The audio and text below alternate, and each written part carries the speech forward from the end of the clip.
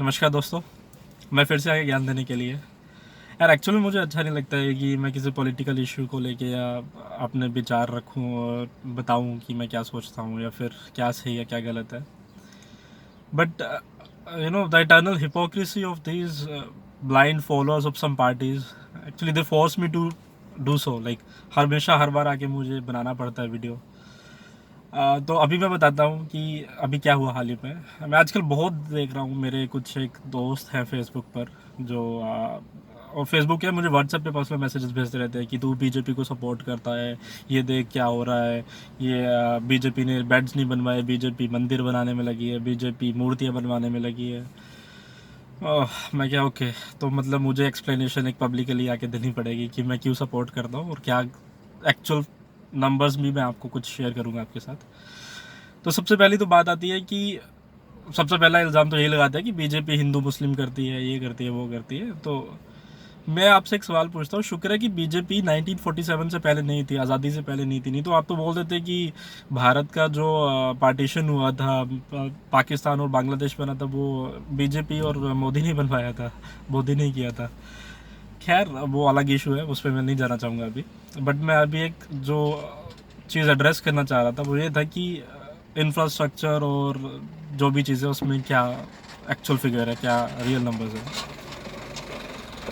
तो मैं इस पे अगर बात करूं, सबसे पहले बोलते हैं कि इन्होंने ये जो सरदार वल्लभ भाई पटेल उनकी एक इतनी बड़ी मूर्ति बनवा दी, जनता का पैसा बर्बाद कर दिया, वो गरीबों को बांट देना चाहिए था, वो दे देना चाहिए था फ्री में लोगों को।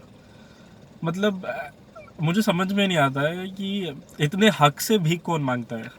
ठीक है, भीख मांगनी है तो मतलब एक तरीका होता है, इतने हक से भीख कौन मांगता है कि ये सब कुछ गरीबों को फ्री में बांट दो। क्यों बांट दो फ्री में? ताकि वो आपसे, आप उनको आज फ्री में पैसा दो, कल वो जाके दारू पिए शाम को और कल फिर से गरीब होके आपसे फिर भीख मांगने लगे और फिर से आप बोलो कि आप इनको फ्री से फिर सब कुछ फ्री में दो। सॉरी, मैं इस चीज़ को सपोर्ट नहीं करता हूँ, टू बी वेरी फ्रैंक। ठीक है, फिर जो ये मूर्ति बनाई थी 3,000 करोड़ रुपए, अगर एग्जैक्ट फिगर की बात करूँ 2,989 करोड़ रुपीज़ की ये मूर्ति बनी थी, जिसमें से स्टेट और सेंट्रल गवर्नमेंट दोनों ने अपने अपनी हिस्सेदारी डाली और साथ में आप कह सकते हो उसको ट्रिपल पी मॉडल पे बनाया गया था, ये PPP मॉडल पे बनाई गई थी ये मूर्ति। और अब ऐसा तो है नहीं, जब ये मूर्ति बनी तो इन्होंने 3,000 करोड़ रुपए ऐसे लाए कि मूर्ति उठा के लाए कहीं से, अमेरिका से, जापान से या फिर चाइना से, और वहाँ पे लगा दी और 3,000 करोड़ हमने दे दिया। ऐसे ऐसा तो कुछ नहीं हुआ। मूर्ति बनाई गई स्टेप बाय स्टेप। ठीक है, फ्रॉम द वेरी फाउंडेशन वो सब कुछ इंडिया में ही बना। ठीक है, तो इतना टाइम जब ये बन रही थी मूर्ति, तो 3,000 करोड़, ऐसा तो ना कि सिर्फ मूर्ति बनाने पे लगे, लोगों ने जो काम किया वहाँ पे, जो काम कर रहे थे उनको 3 या 4 साल तक उनको रोज़गार मिला, वहाँ पे उन्होंने काम किया, उनको पैसा मिला। ठीक है, उसके बाद बन जाने के बाद भी अभी आप देखो वहाँ पे इतनी डेवलपमेंट हो चुकी है, वहाँ पे रेलवे स्टेशन बन चुका है, वहाँ पे लोग विजिट करते हैं, अब एक टूरिस्ट हब है वहाँ पे।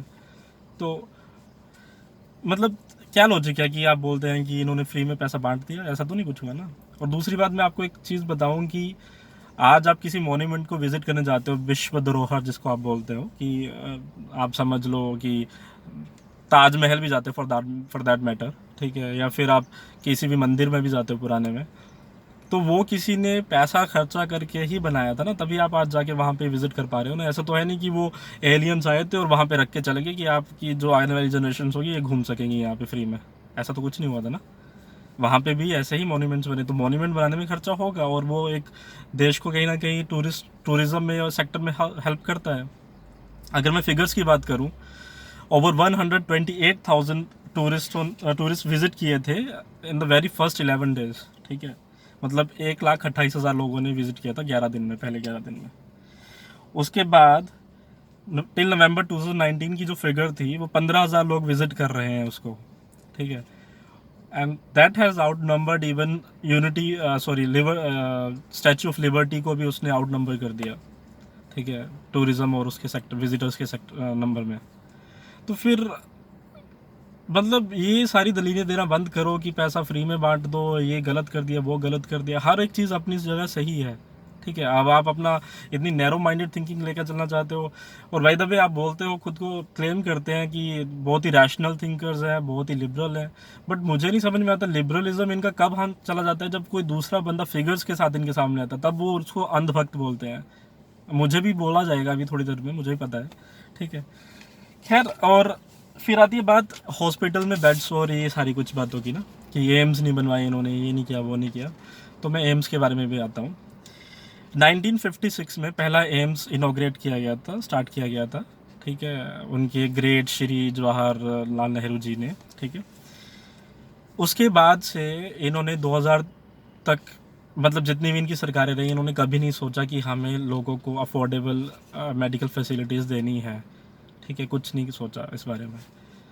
एनडीए गवर्नमेंट आती है अटल बिहारी वाजपेयी जी की, उन्होंने 6 एम्स इंस्टीट्यूट तो पास किए, ठीक है, और वो बन के ख़त्म हुए। 2003 में उन्होंने पास किए, 2014 तक वो 6 इंस्टीट्यूट और बन के रेडी हो गए, और 7 अभी 2014 से पहले तक ऑपरेशनल थे। अब आप एक अंदाज़ा लगाओ, 2003 से लेके 2014 तक इन्होंने वही 6 इंस्टीट्यूट बनाए, उसके अलावा कुछ बनाया भी नहीं। और 2014 के बाद मैं बोलूँ अगर एडिशनल 6 एम्स ऑपरेशनल हो चुके हैं, तो कौन काम कर रहा है? पहली बात तो आपने इतने सालों तक, आज़ादी के इतने सालों के बाद तक सोचा ही नहीं कि हम एम्स को बनाएं, कि हम उनकी और ब्रांचेस बनाएं, उनको लोगों को और मेडिकल फैसिलिटी अफोर्डेबल रेट पे दिलाएं। किसी ने सोचा तो आप उसी को उल्टा बोल रहे हो कि इन्होंने कुछ किया नहीं, ठीक है। हमारे देश में 2014 से पहले 16 आईआईटीज़ ऑपरेशनल थे। 2014 के बाद 6 एडिशनल आईआईटीज़ ऑपरेशनल हो गए, ठीक है। 2014 से पहले 9 ट्रिपल आईटीज़ जो थे ऑपरेशनल थे। 2014 के बाद 16 नए ट्रिपल आईटीज़ जो है ये स्टार्ट किए गए। 2014 से पहले 13 आईआईएम्स थे पूरे देश में जो ऑपरेशनल थे। 2014 के बाद से 7 नए एडिशनल आईआईएम्स बना के चलाए जा रहे हैं, ऑपरेशनल हो चुके हैं। तो फिर भाई साहब, जब आप कुछ क्लेम करते हो तो उसके साथ कुछ सॉलिड फिगर्स, सॉलिड रिसर्च कर लिया करो प्लीज़। मुझे क्यों मतलब बार बार आप मजबूर करते हो, और आप फिर दूसरों को अंधभक्त भी बुलाते हो यार, सीरियसली। अभी एक, मैं इंफ्रास्ट्रक्चर की बात कर ही रहा हूँ, तो मैं एक सबसे जो अभी बहुत ही कंट्रोवर्शियल था उस टाइम पे भी, कि हाई स्पीड रेल नेटवर्क। पता नहीं, जब भी इंडिया कुछ अच्छा करना चाहता है तो ये जो कल्ट है, मैं इसको कल्ट ही बोलूँगा बेसिकली, ये खड़े हो जाएंगे कि नहीं नहीं, ये तो पैसा आप ये बुलेट ट्रेन क्यों बना रहे हो, आप गरीबों को बांट दो। आप चंद्रयान क्यों बना रहे हो, आप गरीबों को बांट दो। क्यों बांट दो भाई, क्यों? मैं भी चाहता हूँ ना मेरा देश उन 21 देशों में आया जहाँ पे बुलेट ट्रेन या फिर हाई स्पीड रेल नेटवर्क है। क्यों हमेशा मतलब हर चीज़ में आप नीचे ही रखना चाहते हो अपने आप को? तो इसके बारे में अभी बताता हूँ, ये बुलेट ट्रेन के प्रोजेक्ट के बारे में। जो टोटल कॉस्ट थी इसकी, जो 12 रेलवे स्टेशन बने हैं अहमदाबाद से मुंबई के बीच में, इसका टोटल कॉस्ट जो था, जो अनाउंस किया गया था, 1.15 लाख करोड़ रुपीस किया गया था, ठीक है। और उसमें से 81% जो फंड है वो कमिट किया है जापान ने, उन्होंने लोन के रूप में देना है, and the loan of rate of interest will be 0.1%, और वो भी 50 ईयर्स के टाइम स्पैन के लिए। तो एक तो इतना अफोर्डेबल लोन आपको एक कोई फॉरेन गवर्नमेंट देती है, ठीक है, ताकि आप डेवलप कर सको अपने आप को, ठीक है। 81% ये हो गया। अब बाकी मतलब आप लगा लो तो 88,000 करोड़ रुपीज़ जापान देगा हमें ये बनाने के लिए, और उन्होंने सेंक्शन कर दिया ऑलरेडी, ठीक है। लेकिन अभी तक जो 2022 की डेडलाइन थी वो पूरी नहीं हो पा रही है। रीज़न, क्योंकि जो बाकी 19% था वो इंडियन जो गवर्नमेंट्स है उन्होंने देना था। जैसे कि आप इसमें से बोलो तो 17,000 करोड़ रुपए सेंटर ने अप्रूव किया है, 5,000 करोड़ रुपए गुजरात और महाराष्ट्र रिस्पेक्टिवली इन लोगों को देने थे। लेकिन महाराष्ट्र सरकार ने मना कर दिया, और वो भी कोरोना से पहले, 2019 से पहले मना कर दिया कि हमारे पास पैसे नहीं है। भाई साहब, क्यों पैसे नहीं है आपके पास? आप वैसे तो अपने जो पुलिस वाले उनको बोलते हो कि मनी डेली के टारगेट्स देते हो आप उनको मनी एक्सटॉर्शन के लिए, और अभी आप बोल रहे हो कि आपके पास पैसे नहीं है। मतलब जनता हर तरफ से मार खाए क्या यार, चल क्या रहा है? मतलब थोड़ा सा लॉजिकल सोचा करो हर चीज़ को, ठीक है, क्रिटिकली सोचो उसको। आप क्रिटिक बनना चाहते हो, आप बनो, पर आप क्रिटिसिज्म के चक्कर में हमेशा हर चीज़ को नेगेटिविटी में फैलाना चाहते हो, ये बात सीरियसली बहुत बुरी है, एक्चुअल में बहुत बुरी है।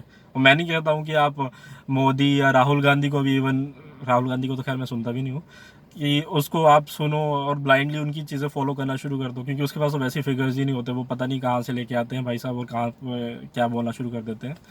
खैर, आप रिसर्च करो, खुद पढ़े लिखे लोग हो आप, खुद कुछ देख लिया करो, कुछ समझ लिया करो, उसके बाद किसी की बातों पे विश्वास किया करो, ठीक है। और मैं यही बोलूँगा, मेरे चैनल को प्लीज़ सब्सक्राइब करो, लाइक करो और शेयर करो, ठीक है, ताकि ज़्यादा से ज़्यादा जो एक्चुअल में अंधभक्त है उनका अंधभक्ति दूर हो। धन्यवाद।